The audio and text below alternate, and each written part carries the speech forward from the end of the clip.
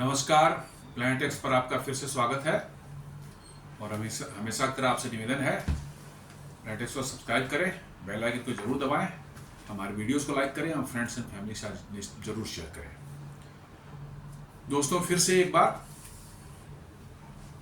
जो आज के सारी दुनिया में जिसने खलबली मचा रखी है, टैरिफ वार, उसी पे देखते हैं कि क्या भारत और अमेरिका के टैरिफ वार से नुकसान किसको ज्यादा है। क्या भारत को नुकसान होगा या अमेरिका को नुकसान होगा ज्यादा, इसी पर आज बात करते हैं। इकोनॉमिक टाइम्स ने एक न्यूज छापी है जिसमें एसबीआई रिसर्च के हवाले से कहा गया है कि Trump's tariff are set to hurt US more than India. SBI research बोलती है कि ट्रम्प की ये टैरिफ जो उन्होंने लगाया है या टैरिफ वार जो चल रहा है, इससे अमेरिका को ज़्यादा नुकसान होगा, भारत को उसके बनिस्बत कम नुकसान होने वाला है। नुकसान दोनों को होंगे, लेकिन अमेरिका को बहुत ज़्यादा नुकसान झेलना पड़ सकता है। वो कैसे, आप हम लोग इसको समझते हैं।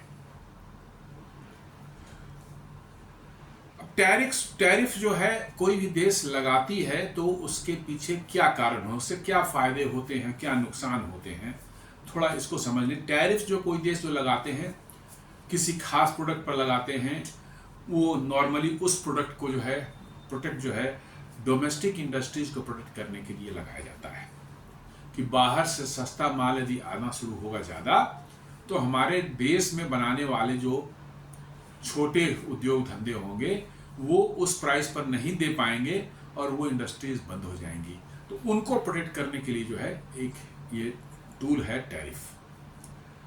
दूसरा है कि कई बार हम कुछ चीज़ों में हम अपनी एक इंडिपेंडेंस रखना चाहते हैं, डिपेंडेंसी नहीं रखना चाहते किसी दूसरे देशों पर। डिफेंस के मामले में भारत ने डिसाइड किया कि नहीं, हम डिपेंडेंट नहीं रहेंगे, मेक इन इंडिया बनाएंगे, देश में बनाएंगे, हम इंडिपेंडेंट रहना चाहते हैं, क्योंकि हम जानते हैं पता नहीं कब परिस्थितियां बदल जाएं और हमें जो सप्लाई का प्रॉब्लम्स झेलना पड़े और हम ऐसे सिचुएशन में फंस जा सकते हैं। तो कुछ स्ट्रैटेजिक चीज़ों में देश अपने आप को एक दूसरे देशों से वो डिपेंडेंस कम करने के लिए टैरिफ लगाई जाती है, ताकि अपना डोमेस्टिक इंडस्ट्री वो ग्रो कर सके और वो हमारे सप्लाई चेन का पार्ट बन सके। और तीसरा एक है सिंपली कि भाई सरकार के लिए रेवेन्यू का एक सोर्स हो जाता है। ज़्यादा टैरिफ और यदि माल आ रहा है, घटे नहीं माल, उतना ही माल आते रहे, तो नेचुरली सरकार को टैरिफ ज़्यादा होने पर ज़्यादा पैसे मिलेंगे। ट्रंप ने 2017 से लेकर के 20 तक के बीच में भी कुछ टैरिफ का काम किया था। भारत पर भी स्टील एल्यूमिनियम लगाए थे और चाइना पर भी और कुछ और देशों पर लगाए थे। जैसे उन्होंने स्टील एल्यूमिनियम पर 2018 के आसपास में 25% और 10% टैरिफ लगाया था। भारत पर भी लगे हुए हैं, वो उसी समय से लगे हुए हैं, अभी नहीं, उसी समय से लगे हुए हैं। और चाइना पर भी लगाया था उन्होंने। ट्रेड वार विथ चाइना के 360 बिलियन डॉलर के इंपोर्ट जो होते थे वहाँ, 360 बिलियन डॉलर के आइटम्स पर उन्होंने टैरिफ लगाया था। 2018 की बात मैं कर रहा हूँ ये। और अभी जो 2025 में उन्होंने भारत पर जो 25% लगाया है, यू पर भी लगाया है और अदर कंट्रीज पर भी करीब 100 पर लगाया है, किसी को छोड़ा नहीं उन्होंने। उनका एम ये है कि उन कंट्रीज को पनिश करें जो कि unfair trade surplus American trade के साथ उनका है। जिस भी देश का ट्रेड सरप्लस अमेरिका के साथ में है, वो उसको पनिश करना चाहते हैं। अब परिस्थितियां ऐसी हैं कि करीब सभी देशों के साथ, जो भी अमेरिका से जिनका ट्रेड होता है, उनका सभी के साथ अमेरिका का ट्रेड सरप्लस उन देशों का है। अमेरिका का ट्रेड डेफिसिट ही है, क्योंकि अमेरिका अब के समय में शिफ्ट हो चुका है, उनकी सारी प्रोडक्शन और ये सब चीज़ें शिफ्ट सिर्फ हाईटेक और हाई वैल्यू वाले आइटम्स बनाते हैं। तो उनका सभी के साथ ट्रेड डेफिसिट चल रहा है और सारी दुनिया के उनके साथ में ट्रेड सरप्लस है। इसलिए उन्होंने करीब सभी देशों को टारगेट के उनको पनिश करना चाहते हैं। अब इसका रिजल्ट क्या हो सकता है? अमेरिका में कॉस्ट पुश इन्फ्लेशन आ सकती है। कॉस्ट की वजह से वहां पर महंगाई बढ़ सकती है। इसको कॉस्ट पुश इन्फ्लेशन कहते हैं। टैरिफ्स जैसे ही आप लगाते हैं तो इंपोर्टेड गुड्स जो आपके महंगे हो जाते हैं, आपके बाजार में कंज्यूमर्स को जो है महंगे मिलेंगे, क्योंकि companies pass this cost to the consumers. Companies वो कॉस्ट जो है टैरिफ लगती है वो ऐड करते हैं उसके प्राइस पर, जो है उस प्रोडक्ट के प्राइस पर, और अल्टीमेटली कस्टमर्स जो है कंज्यूमर्स हैं उनको उसकी कॉस्ट देनी पड़ती है, तो उनके लिए हायर प्राइसेस हैं। तो इसका जो है इन्फ्लेशन का मतलब बढ़ेगा, तो इसको कहते हैं कॉस्ट पुश इन्फ्लेशन। तो कॉस्ट पुश इन्फ्लेशन अमेरिका में आने वाला है, होने वाला, अभी भी इन्फ्लेशन है और बढ़ेगी। जैसे आप देख लें कि 2018 में चाइना पर जो स्टील एल्युमिनियम पर जो उन्होंने ये लगाए टैरिफ लगाए थे या भारत पर लगाए थे, उसके बाद अमेरिका में स्टील और एल्युमिनियम के प्राइस बहुत ज़्यादा बढ़ गए थे। इसके कारण उनकी डोमेस्टिक इंडस्ट्री जो वॉशिंग मशीन और रेफ्रिजरेटर्स वगैरह बनाते थे, ये इनके कॉस्ट 20% बढ़ गए, क्योंकि जब आपने स्टील एल्युमिनियम बाहर से मंगाना बंद कर दिया तो डोमेस्टिक जो प्रोडक्शन है वहाँ का, उनकी प्राइसेस ऊपर चली गई, बढ़ गई, क्योंकि वहाँ हर कोई प्रॉफिट कमाना चाह रहा है। तो बाहर से जो आता था तो वो उसको मॉडरेट करके रखता था प्राइसेस को, लेकिन बाहर से इंपोर्ट बंद हुआ तो आपका जो है डोमेस्टिक जो प्रोडक्शन था उसके जो प्रोडक्ट थे उनके प्राइसेस हाई हो गए, और फिर आपका रेफ्रिजरेटर्स, वॉशिंग मशीन, सिर्फ मैं 2 एग्जांपल दे रहा हूँ, और भी बहुत से प्रोडक्ट्स हैं जो होम अप्लायंसेस के हैं, इन सबों का जो है इन सबों के प्राइसेस जो है बढ़ गए 20 से 30% के आसपास में जो है।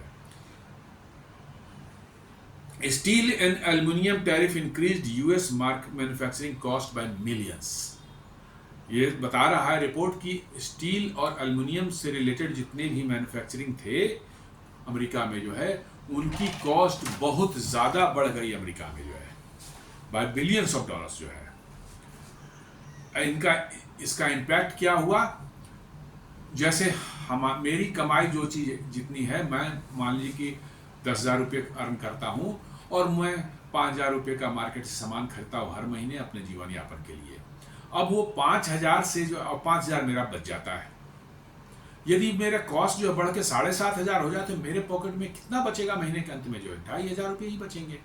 तो वही कहते हैं कि लोअर डिस्पोजेबल इनकम। फिर डिस्पोजेबल इनकम जो मेरी थी वो घट जाती है, तो घट जाने से क्या होता है, डिक्लाइन इन डिमांड, फर्दर हम सामान कम खरीदेंगे, हम डिक्लाइन हो जाएगा, डिमांड में जो कम हो जाएगा, और ये इसका मतलब है कि इससे जो है क्या होगा, इंटरेस्ट रेट बढ़ जाएंगे, इंटरेस्ट रेट बढ़ जाएंगे और ये इकोनॉमी को फर्दर स्लो करेगा, क्योंकि इंटरेस्ट रेट बढ़ने का मतलब इन्वेस्टमेंट आपकी कम होगी, तो आपकी इकोनॉमी फर्दर जो है मतलब कि नीचे जाएगी। और इससे उनके यूएस के मैन्युफैक्चरर्स जो इंपोर्टेड कंपोनेंट्स या इंपोर्टेड मटेरियल का इस्तेमाल करके जो मैन्युफैक्चरिंग करते थे उनको कैसे हार्म होने वाला है। Many US industries rely on foreign components. Manufacturing में आज के दिन में ग्लोबल सप्लाई चेन से सभी जुड़े हुए हैं। कोई भी भारत में भी कोई कार बनाने वाली कंपनी को कहे कि नहीं हम एक भी सामान बाहर से नहीं इंपोर्ट करते हैं, तो ऐसा नहीं है, गलत है। ठीक है, मेजोरिटी आप भारत में ही बना रहे होंगे, लेकिन फिर भी 10-20% जो है आप उसके बहुत सी चीज़ें जो बाहर से इंपोर्ट करके अब तब कार मैन्युफैक्चर करते हैं। तो वैसे ही यूएस के में भी सेमीकंडक्टर्स जो होते हैं वो ताइवान से आते हैं बड़े तादाद में, ऑटो पार्ट्स हैं, रॉ मटेरियल्स हैं, इस तरह बहुत सी चीज़ें हैं जो कि मतलब इंजीनियरिंग गुड्स है, इलेक्ट्रिकल मशीनरीज हैं, ये सब आते हैं बाहर से, और ये सब आपके जो मैन्युफैक्चर्ड गुड्स हैं उसमें लगते हैं।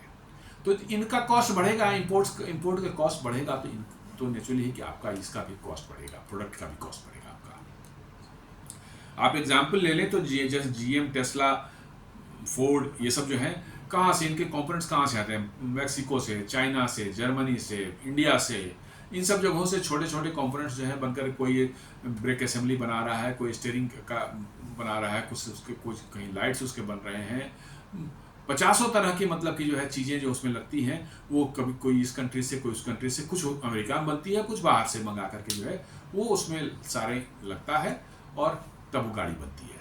तो उनमें कॉस्ट बढ़ेगा तो नेचुरली आपकी कार की भी प्राइस बढ़ेगी, और कार की प्राइस बढ़ेगी तो आपका जो है सेल कम होगा, और सेल कम होगा, जैसे जैसे सेल कम होगा नेचुरली है कि कंपनीज जो हैं अपना जो है ले ऑफ शुरू करते हैं, एम्प्लॉयज घटाना शुरू कर देती है। तो एक चेन रिएक्शन टाइप का है। तो आप बैलेंस मेंटेन करना है। इकोनॉमी कोई ऐसी चीज नहीं, बहुत फाइन बैलेंस मेंटेन करना है। आप एक जगह एक्शन लेते हैं, उसका रिएक्शन दूसरी जगह आता है। एक जगह आप कुछ भी करेंगे, निश्चित रूप से इसके रिएक्शन दूसरी जगह आपको देखने को मिलेंगे। इसलिए इकोनॉमी में कोई भी चीज जल्दीबाजी से और इस तरह से नहीं की जाती है। बहुत सोच समझ का, बहुत ही बैलेंस्ड अप्रोच खोजता है इकोनॉमी चलाना जो है। स्टील का आप देख लेंगे, tariff protected few thousand steel jobs. ठीक है, स्टील पर टैरिफ उन्होंने लगाया 2018 में। कुछ हजार जॉब जो है निश्चित रूप से प्रोटेक्ट हुए उनके स्टील इंडस्ट्री के। लेकिन स्टील को इस्तेमाल करने वाले और दूसरे भी उद्योग धंधे थे, इंडस्ट्रीज थी, वहां पर 6.5 मिलियन जॉब्स जो है कम हो गए, घट गए। आप समझ सकते हैं, कुछ हजार जॉब्स आपने स्टील इंडस्ट्री की बचा ली, लेकिन आपके 6.5 मिलियन जॉब्स जो है अमेरिका से जो है चले गए। ये स्टील के ऊपर जो टैरिफ लगाने के कारण ऐसा हुआ। आप समझते हैं कितना डेंजरस है। इसके फायदे भी हैं, लेकिन नुकसान भी होंगे तो बड़े तगड़े होंगे। तो नेट इफेक्ट जो है टैरिफ बेनिफिट्स फ्यू, कहता है कि टैरिफ जो है कुछ लोगों को जरूर फायदा पहुंचाता है, लेकिन बड़े स्तर पर जो है लोगों को हार्म करता है। ये रिसर्च करती है। अब मान लें कि यूएस टैरिफ लगाता है तो सारे देश तो बैठे नहीं रह सकते, रिटेलिएशन में कुछ लगा भी सकते हैं। चाइना ने जैसे लगाया, फिर चाइना से नेगोशिएशन फिर अभी चल रही है। जैसे उन पर जो है काउंटर टैरिफ जो है, यदि नहीं भारत से के साथ उनका समझौता होता तो भारत भी काउंटर टैरिफ लगा सकता है उनके प्रोडक्ट पर जो है। अब ले लीजिए कि केस स्टडी आप देख लें कि यूएस का एग्रीकल्चर सेक्टर को देख लें। 1918 में जब इन्होंने चाइना पर ये लगाया था टैरिफ, तो China retaliated with tariffs on soya beans. America का एक बहुत बड़ा प्रोड्यूसर, फार्म प्रोड्यूसर सोयाबीन, बहुत बड़ा, मतलब दुनिया का सबसे बड़ा उत्पादक देश है वो, और सारी दुनिया में वहां से आती है soybean, pork and corn. Corn भी बहुत बड़े पैमाने पर अमेरिका में उत्पादन होता है इसका। तो बता रहा है कि चाइना ने रिटेलिएटरी टैरिफ लगाया सोयाबीन, पॉर्क और कॉर्न पर, और इसका नतीजा ये हुआ कि सोयाबीन का एक्सपोर्ट जो चाइना को होता था वो 50% डाउन हो गया 2019 में। 50%, आप अंदाजा लगा, आधे हो गए। और इसके कारण जो है अमेरिकी सरकार ने वहां के किसानों को 28 बिलियन डॉलर्स के सब्सिडीज दी ताकि वो सरवाइव कर सके।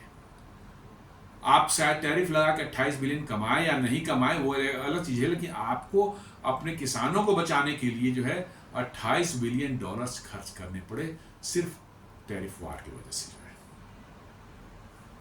तो 2025 का जो कहता है कि इंडिया में जो इंडिया और यू जो है वो ऑलरेडी जो है सिग्नल दे दिया कि भैया हम WTO में जाएंगे और अमेरिका कहेंगे इसमें जो केस करेंगे अपना प्रेजेंट करेंगे, और अमेरिका पर भी टैरिफ लगाने की भारत भी करेगा। 750 मिलियन डॉलर के जो है प्रोडक्ट्स जो है अमेरिका से जो आते हैं उस पर टैक्स लगेंगे। तो ये रिटेलिएटरी टैरिफ ऑलवेज देश कर सकते हैं। अमेरिका को जो है आज के दिन में जो है वो सिर्फ जो उसके प्रोडक्ट्स हैं वो टेक है, टेक्नोलॉजी है, हाईटेक प्रोडक्ट, एयरक्राफ्ट्स हैं और फूड्स खाने पीने की चीज़ें। इसके अलावा आप गारमेंट्स ले लें, शूज़ ले लें, डेली यूज़ की चीज़ें हो गई, आपके लेदर प्रोडक्ट्स हो गए, आपको मतलब कि जो है इलेक्ट्रॉनिक्स हो गया, मतलब कि जो है इलेक्ट्रिकल गुड्स हो गए, मैकेनिकल मतलब कि मशीन्स हो गए, ये सब अमेरिका में अब बनते हैं। हम नहीं कहते बिल्कुल नहीं बनते, लेकिन बनते हैं, लेकिन उस लेवल का नहीं कि अमेरिका में वो सब प्रोडक्ट दुनिया में वाइड लेवल पर इस्तेमाल हो। अमेरिका में थोड़े बहुत होते हैं, बात दुनिया में उन सब चीज़ों का एक्सपोर्ट अमेरिका नहीं कर सकता because of the cost of that product, क्योंकि प्रोडक्शन कॉस्ट वहाँ हाई है due to the higher power tariff, higher wages, और भी बहुत ही स्ट्रिंजेंट लेबर लॉज हैं, उनकी वजह से भी उनके एक्सपेंसेस बहुत ज़्यादा होते हैं, सोशल सिक्योरिटी वगैरह के कॉस्ट भी उनको लगते हैं। इस वजह से टोटल मिला करके जो है उनके प्रोडक्ट कॉस्ट बहुत हाई है, दुनिया में उनकी डिमांड नहीं होती है कॉस्ट की वजह से जो है।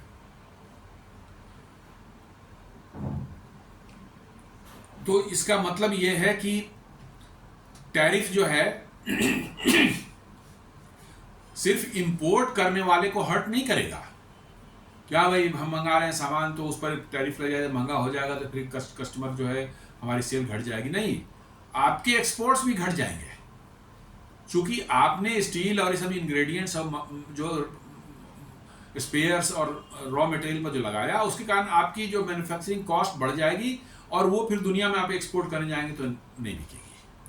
तो आपका इंपोर्टर्स को तो हर्ट करता ही है टैरिफ, लेकिन साथ साथ जो है ये एक्सपोर्टर्स को भी उतना ही हर्ट करेगा, कम नहीं करेगा, उतना ही करेगा। और आपको देखेंगे मिला जुला कर तो एक्सपोर्टर्स ही ज़्यादा इससे परेशान हो जाएंगे, आपकी एक्सपोर्ट जो है बुरी तरह से गिर जाएगी। आज के दिन में मॉडर्न सप्लाई चेन जो है वो एकदम बिल्कुल ग्लोबली इंटरलिंक्ड है। आप नहीं कर सकते कि आप कोई प्रोडक्ट बना रहे हैं जिसमें 200-500 पार्ट्स लगते हैं, उसके सारे के सारे 100% अपने यहाँ बनाएंगे तो वो इकोनॉमिकली वायबल नहीं हो पाएगा। इसलिए जहाँ से भी चीपर मिलता है आप उसको मंगाते हैं और इंपोर्ट असेंबल करके अपने फाइनल प्रोडक्ट बनाते हैं। अब यदि ट्रम्प की टैरिफ जो है हो जाती है, लगी रह जाती है, ऐसे ही कंटिन्यू कर जाती है, तो क्या हो सकता है? क्या ये रीशोरिंग ऑफ प्रोडक्शन है? क्या प्रोडक्शन जो बाहर से सब आकर के अमेरिका में हो जाएगी? शायद नहीं, ऐसा नहीं है।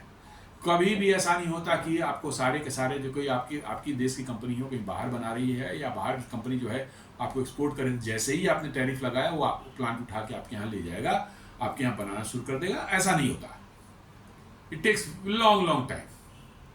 तो इससे आपको रीशोरिंग आपके यहाँ नहीं हो सकती। आपके फर्म्स जो हैं जो इंपोर्ट करते हैं सामान को और फिर उसी सामान को या तो उनको लगा के कोई और अपना प्रोडक्ट बनाते हैं, चाहे डायरेक्टली कस्टमर को सेल करते हैं, तो आप सोचते हैं कि वो जो टैरिफ एक्स्ट्रा लगा है उसको एब्जॉर्ब करके जो है वो कस्टमर को उसी पुराने रेट पर सामान देंगे। ऐसा नहीं होगा, वो पास ऑन होगा कस्टमर्स को और वो उनके महंगे होंगे और फिर आपका इन्फ्लेशन बढ़ेगा।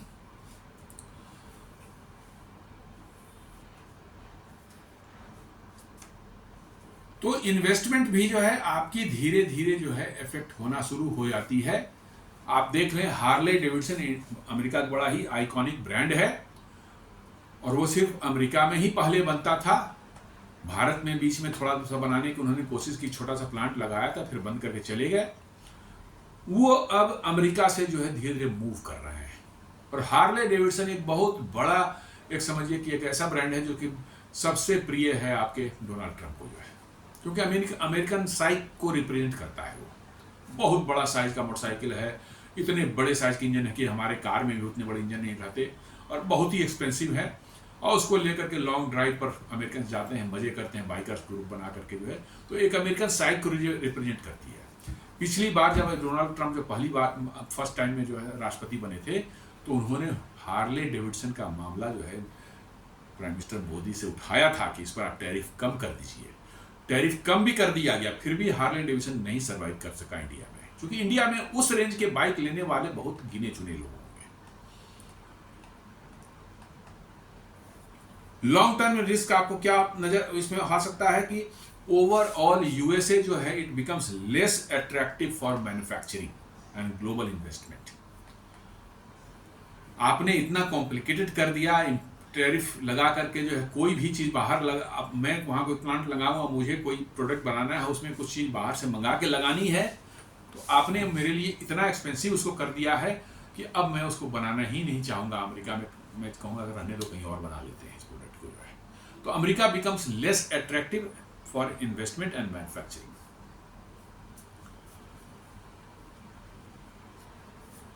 अब स्टॉक मार्केट को देख लें। अभी आप देख लीजिए फ्राइडे को जो है अमेरिकन स्टॉक मार्केट का मार्केट कैपिटलाइजेशन जो है 1.6 ट्रिलियन डॉलर्स जो है इरोड हो गया, खत्म हो गया। बड़ी बड़ी टेक कंपनी है, मेटा जो है 8% डाउन, टेस्ला जो है वो मतलब कि जो है 3 या 4% डाउन, आपके जो है वॉलमार्ट है वो 5% उड़ गया, अमेजन का 3-4% 5% उड़ गया। मार्केट कैपिटलाइजेशन जो लूज हुआ उनका 1.16 ट्रिलियन डॉलर्स का एक दिन में। ये क्यों हुआ है? अनसर्टेनिटी। स्टॉक मार्केट कभी भी अनसर्टेन एनवायरनमेंट नहीं चाहता। स्टॉक मार्केट के लिए एक प्रेडिक्टेबल इकोनॉमिक पॉलिसी, एक स्मूथ जो है आपकी पॉलिसी में जो इंडस्ट्रियल पॉलिसी हो, और उसमें ज़्यादा उतार चढ़ाव नहीं, अनसर्टेनिटी नहीं आए। आप देखते हैं दुनिया के किसी भी पार्ट में कोई अनसर्टेनिटी आती है तो आपके देश का जो है स्टॉक मार्केट उससे इफेक्ट हो, क्योंकि कहीं ना कहीं आप इंटरलिंक्ड है दुनिया में ग्लोबल सप्लाई चेन से। तो एक डर बन जाता है लोगों में कि भाई उसके कारण हमारी इंडस्ट्री भी, हमारी इकोनॉमी भी इफेक्टेड होगी, तो इसका असर पड़ता है। इसलिए जो है अमेरिकन स्टॉक मार्केट, कभी ट्रंप ने जितने भी अनाउंसमेंट किए हैं आज तक जिस तरह के जो है, उस समय हमेशा उनके मार्केट जो है बहुत शार्पली फॉल किया है, बहुत तेजी से गिरा है। टैरिफ थ्रेट्स के कारण जो है वहाँ क्या है, risk of lower corporate profits. Corporates जो है वहाँ पर बना रहे हैं, जो मैन्युफैक्चरिंग कर रहे हैं, उनका प्रॉफिट कम होने की संभावना है, और इन्वेस्टर्स जो है वो पैनिक में है। अब कॉर्पोरेट्स क्या इनका रिस्पॉन्स है, स्लोड कैपिटल एक्सपेंडिचर। ऐसे में जो है कॉर्पोरेट्स जो क्या है, आपका कैपिटल एक्सपेंडिचर लगाना बंद कर देते हैं, कम कर देते हैं या स्लो कर देते हैं, हायरिंग रोक देते हैं, लोगों को फ्रेश नौकरियां देना वो रोक देते हैं, और मर्जर्स एंड एक्विजिशन जो प्लान रहते हैं उसको डिफर कर देते हैं। वो कहेंगे रहने दो, अभी अनसर्टेन माहौल है, अभी नहीं करना है। आउटकम क्या है, lower business confidence and slower economic growth. Business confidence आपका जो है कम हो गया, घट गया, इसलिए इकोनॉमिक ग्रोथ भी आपकी नीचे चली गई। अब इससे क्या हो रहा है कि शायद धीरे धीरे ग्लोबल यूएस जो है ग्लोबल लेवल पर थोड़ा आइसोलेट हो सकता है। अमेरिका फर्स्ट पॉलिसी जो ट्रंप की है, उसमें जो है मल्टीलेटरल एग्रीमेंट्स जो हैं, टीपीपी, डब्ल्यूटीओ, ये सबको जो है उन्होंने बाईपास कर दिया। बोला कि हम इसको नहीं मानते, दफा करो, हमें जो करना है करेंगे, इसको हम नहीं मानते। डब्ल्यूटीओ जहां डिस्प्यूट सेटलमेंट्स का मैकेनिज्म है वहां होता था, तो ट्रंप ने कहा हम इसको नहीं मानते, उसको साइडलाइन कर दिया गया। अब इसके कॉन्सिक्वेंसेस क्या हो रहे हैं कि रीजनल ट्रेड ब्लॉक्स जो हैं वो धीरे धीरे शायद अपने आप मजबूत होना शुरू हो जाएं। जैसे आरसीईपी जो है, साउथ ईस्टर्न चाइना और साउथ ईस्टर्न एशियन कंट्रीज के जो है वो मजबूत हो जाएगा। ईयू का मर्कोसोर जो है वो मतलब कि जो है मजबूत होता है। इंडिया यूएई के सीईपीए जो है ये स्ट्रॉन्ग है, और इस तरह के और भी हो सकते हैं कि अमेरिका से नहीं करना, उसको दूर करो, हम लोग 2010 कंट्री मिलकर बना के आपस में एग्रीमेंट करके ट्रेड करते हैं। तो अमेरिका के आइसोलेट होने का खतरा बढ़ सकता है।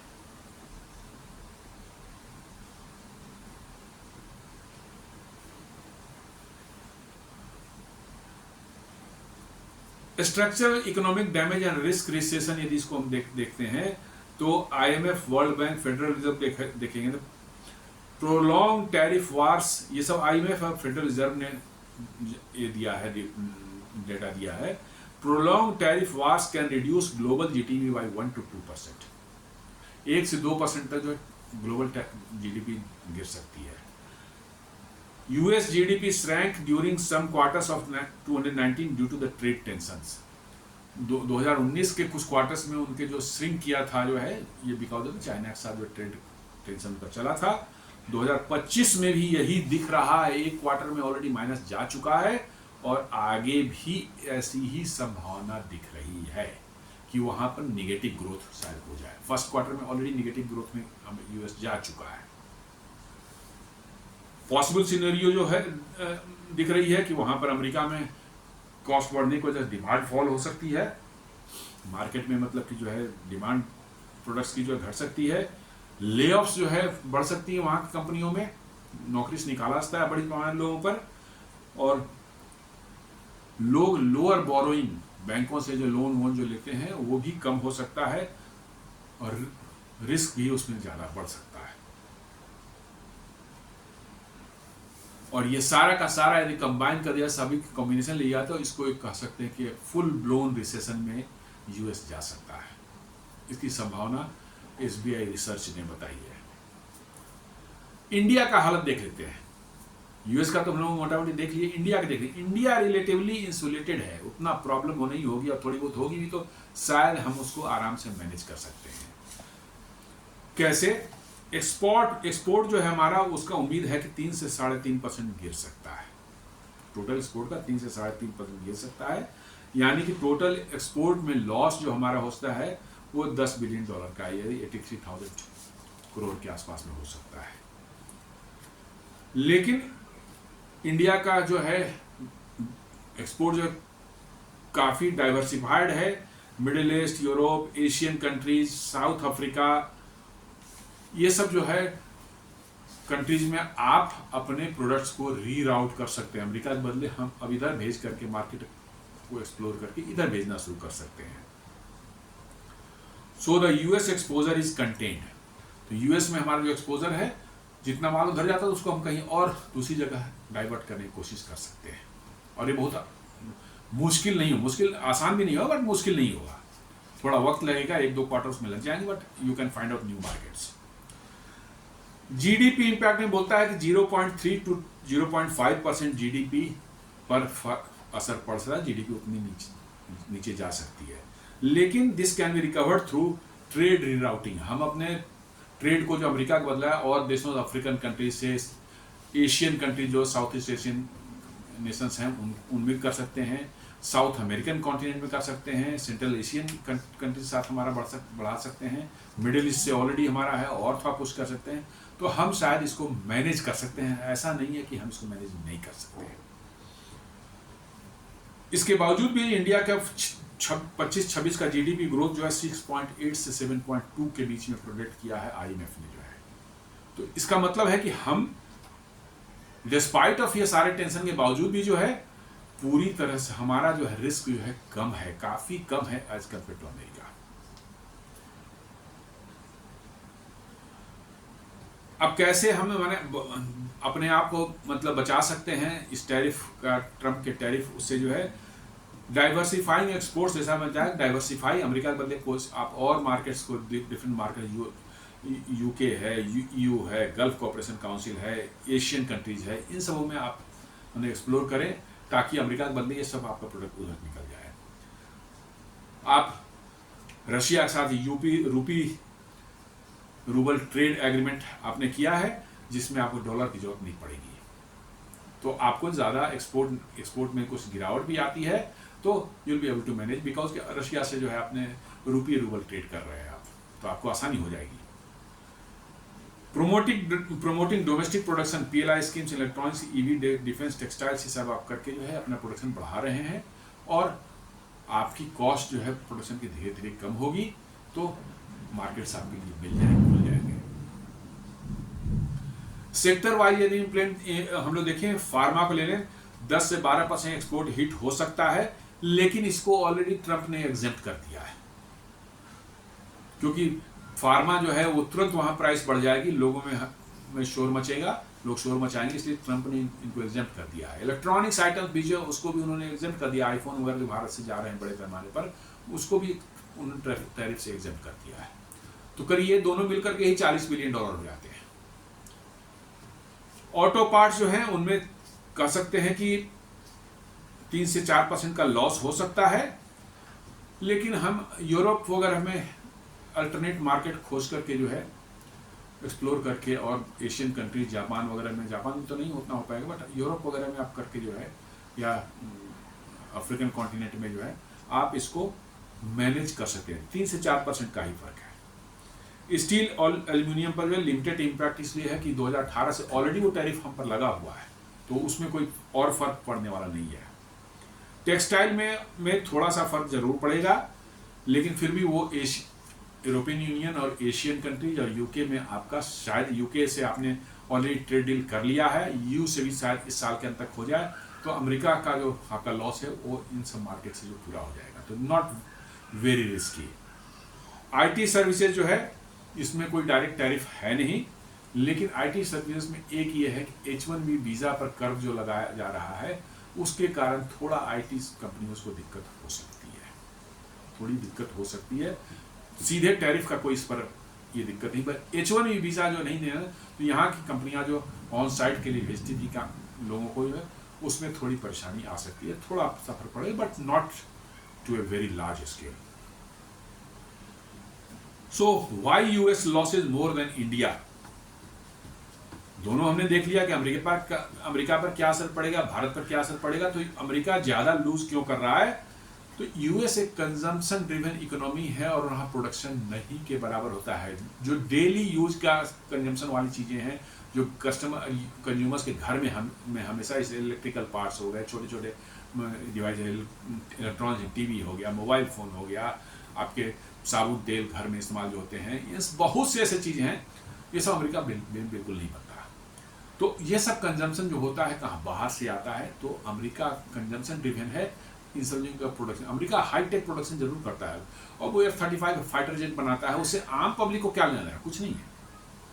तो इसलिए अमेरिका में टैरिफ जो बढ़ेगी उससे प्राइस बढ़ेगी, वहां के लोगों को जो है महंगे सामान मिलेंगे, वहां इन्फ्लेशन बढ़ेगी, तो अमेरिका को समस्या ज्यादा है। इंडिया में क्या है कि हम अपना 70 to 75% प्रोडक्शन जो है खुद कंज्यूम कर जाते हैं। हम हार्डली जो बनाते हैं उसका 25% एक्सपोर्ट करते होंगे, 25 या 30% मैक्सिमम ले लीजिए। मैक्सिमम हम आपको खुद कंज्यूम करें, 70% खुद कंज्यूम कर जाते हैं। तो आपका जो है, you are not a export driven economy. जैसे चाइना है, चाइना में जो है हार्डली 30% जो है कंजम्पशन इंटरनल होता है, 70% वो एक्सपोर्ट पर है। हमारा उल्टा है, हम 70% कंज्यूम कर जाते हैं, 30% हम लोग एक्सपोर्ट डिपेंडेंट नहीं है, चाइना एक्सपोर्ट डिपेंडेंट है। तो इसलिए जो है हम पर उतना असर नहीं पड़ने वाला है। हम अल्टरनेट मार्केट खोज करके जो है अपना काम चला सकते हैं। US lakhs alternate low cost sources इन फार्मा, आउटो, टेक्सटाइल, ऐसे बहुत से हैं, जेम्स एंड ज्वेलरी वगैरह सब कुछ आप कर सकते हैं। उनको ऐसा लो कॉस्ट वाला कोई अल्टरनेट सोर्स नहीं है दुनिया में बहुत ज़्यादा, तो उनको ज़्यादा परेशानी आने वाली है। भारत से जो जिस कॉस्ट पर मिल रहा है वो हर जगह से नहीं मिलेगा। फार्मा में उनको नहीं मिलेगा चाइना से, ऑटो में उतना नहीं मिल पाएगा उनको वहाँ से, टेक्सटाइल में जो है नहीं मिले, क्योंकि कॉटन प्रोडक्शन इंडिया में इतना ज़्यादा होता है, ये दूसरे देशों में नहीं है। तो उनको ऑल्टरनेट्स उनके पास अमेरिका के पास में नहीं है। इंडिया का एक्सपोर्ट इकोसिस्टम रिसिलियंट है, वेल सब्सिडाइज्ड है, एंड पॉलिसी सपोर्टेड है। पीएलआई वगैरह का सपोर्ट जो सरकार ने दिया डिफरेंट सेक्टर्स को जो है, उसके कारण जो है वो हमारे जो इंडस्ट्रीज हैं वो अच्छे पोजीशन में हैं। इस मतलब कि जो है बुरे समय में भी जो है बहुत अच्छे कंडीशन में है सर्वाइव करने के और अपने आप को बचाने के, as compare to the US. तो इसलिए ये कहा जा रहा है कि एसबीआई की रिसर्च कहती है कि इस ट्रेड वार का जो है ज्यादा डैमेज जो है अमेरिका को ही होने वाला है। भारत को भी थोड़ा डैमेज होगा, बट वो अगले 2-4-6 महीने में आराम से मैनेज किया जा सकता है। तो दोस्तों, ये एक छोटा सा विश्लेषण था, किसको ज्यादा नुकसान होगा अमेरिका और भारत के बीच में ट्रेड वार के कारण। उम्मीद करता हूं ये वीडियो आपको पसंद आएगा। आप इसे लाइक करें, फ्रेंड्स एंड फैमिली के साथ सब्सक्राइब करें, हमारे चैनल को सब्सक्राइब करें और बेल आइकन दबाना बिल्कुल नहीं भूलें। धन्यवाद।